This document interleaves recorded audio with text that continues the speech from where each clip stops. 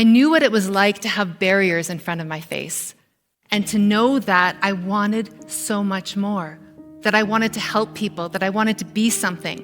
I wanted to be the kind of person that when she walked in the room, people looked up and they paid attention because she had solutions. Have you ever had a moment in your life where everything just stopped?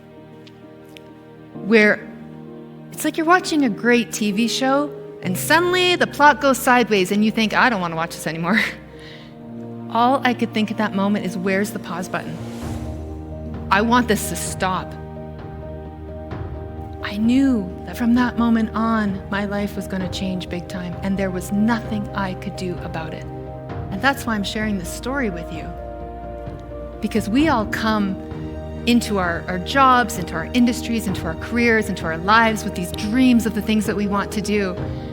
We never experience a time where we think, man, I'm preparing for when that fraud happens. I'm preparing for that global pandemic when it shows up, right? Things happen that are curveballs, that are so out of our scope and so unfair. But we have to lead through them. You heard it this morning.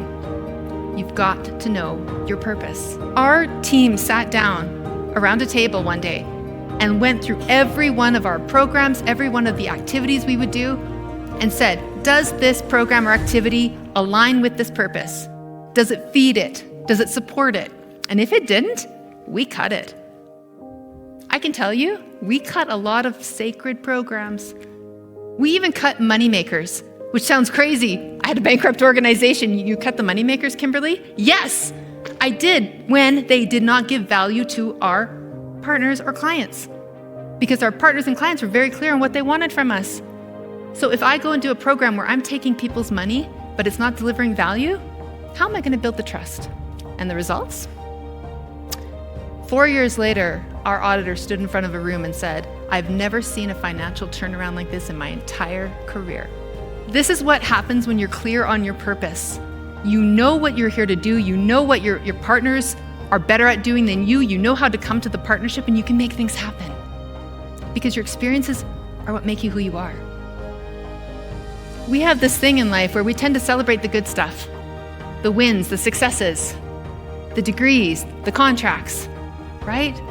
We take all the good things, and that's what we share on our social media, right? When we're meeting our partners, this is what I bring to the table, which is fine. But your bad things, the hard things you've been through, they're actually more valuable. Your scars. There's not a person in this room who doesn't have a scar. And some of you have got big ones. Those scars have taught you so much. The thing about those scars is it might have come from a failure. It might have come from a disappointment. It might have come from something that was not fair, that happened to you, that turned your world upside down. And sometimes those scars still hurt. Sometimes those scars make you think you're not good enough.